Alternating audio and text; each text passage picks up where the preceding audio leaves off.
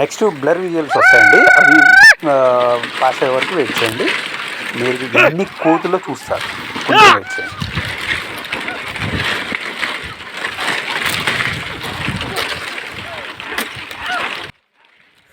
ఇదండి రైతుల పరిస్థితి. కోతుల గుంపు అన్న వాళ్ళ కందిచేలో పడ్డాయన్నమాట. మేమందరం ఒక 5-6 ఉన్నామండి. ఇవి ఎందుకంటే మా విజువల్స్ వాళ్ళ పర్మిషన్ లేకుండా నేను తీసుకున్నాను కాబట్టి వాళ్ళ అవసరం లేదన్నట్టు నేను బ్లర్ చేశాను. సో కొంచెం అడ్జస్ట్ చేసుకోండి. మీకు చూపిస్తాను చూడండి ఎన్ని కోతులు. ఇవి కనిపించే బ్లర్ మీద వచ్చే విజువల్స్ కూడా కోతులవేనండి. చూడండి ఎన్ని కోతులు. ఎస్ చూడండి, ఈ గుంపు కంది చేను మీద పడ్డాయండి. అసలు పడి స్టార్ట్ చేశాయి. లక్కీగా మేము అక్కడ ఉన్నాము. ఎన్ని కోతులు చూడండి.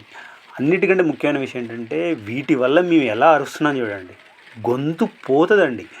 ఇవి జస్ట్ మీకు ఈ 2 minutes వీడియో, కానీ మేము 1 kilometer నుంచి ఇక్కడని పొలాలు కదండి, ఇక్కడ కొంచెం సేఫ్ సైడ్ వచ్చేసాయి. అక్కడి నుంచి అక్కడ పైన మెట్ట ఉంటుంది, ఆ మెట్ట దగ్గర నుంచి తరుముకుంటూ వస్తున్నామండి. అక్కడి నుంచి ఒక 1/2 hour పట్టింది మాకు.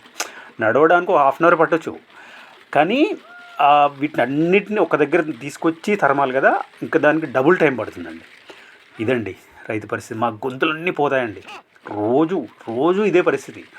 చూస్తే మాత్రం వదలండి. వస్తూనే ఉంటాయి. తినడానికి ట్రై చేస్తూనే ఉంటాయి. ఎవరు లేకుంటే కంచెన్ మిగలదండి.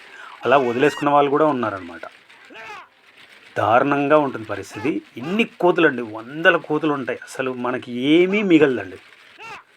మనం జాగ్రత్తగా ఉండకపోతే ఏమీ మిగలదు. నేనేదో ఈ కొంచెం సరదా వీడియోస్ పెట్టాను, కానీ అసలు వీడియోస్ ఇవి అండి. కోతుల వల్ల ఎంత నష్టం రైతుకు అనేది చూడండి.